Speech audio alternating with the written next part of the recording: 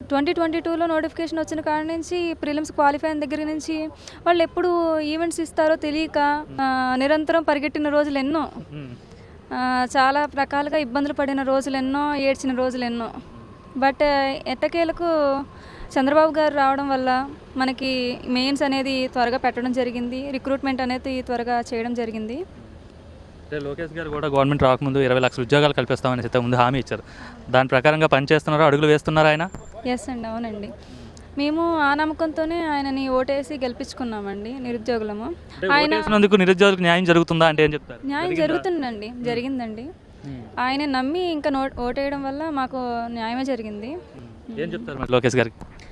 మా నిరుద్యోగులందరి తరఫున big thanks అండి ఆయనకైతే. ఉద్యోగాన్ని కల్పించినందుకు, మమ్మల్ని నిరుద్యోగుల నుంచి ఉద్యోగులుగా చేసినందుకు ఆయనకి చాలా ధన్యవాదాలు. హ్యాపీ అండి. మీరు ఎలా ఫీల్ అవుతున్నారు? సీఎం గారి ద్వారా వీళ్ళంతా కూడా అపాయింట్మెంట్ ఆర్డర్స్ తీసుకుంటాను, నాకు చాలా సంతోషంగా ఉందండి. మా అప్పుడు ఇలా జరగలేదు, ఇప్పుడు మొన్న డిఎస్సికి తర్వాత ఇప్పుడు దీనికి కూడా ఇలా జరుగుతుంది. నేను 2002 మెగా డిఎస్సి చంద్రబాబు నాయుడు గారు నిర్వహించినటువంటి మెగా డిఎస్సిలోనే నేను సెలెక్ట్ అయ్యానండి. అప్పుడు తల్లి, ఇప్పుడేమో కూతురు. ఒకే కుటుంబంలో ఎంతమంది ఉన్నారా మీ కుటుంబంలో? లేకుంటే ఎట్లా సెలెక్ట్ అయిన వాళ్ళు? మా బాబు కూడా ఉన్నాడండి, తను కూడా టీచరే. అంటే చంద్రబాబు గవర్నమెంట్లోనే మీరు టీచర్ అయ్యారు, మీ కూతురు ఏమో కానిస్టేబుల్ అయింది, ఒక ప్రౌడ్ మూమెంట్ అని చెప్పచ్చు. ఆయన హయాంలోనే నేను అయ్యానని చాలా సంబరపడ్డాను. ఇప్పుడు మా అమ్మాయి కూడా తను ఇట్లా రిక్రూట్ అవ్వడం నాకు చాలా సంతోషంగా ఉంది. బాబు వస్తే జాబ్ వస్తుందంటే నిజమేనా అది?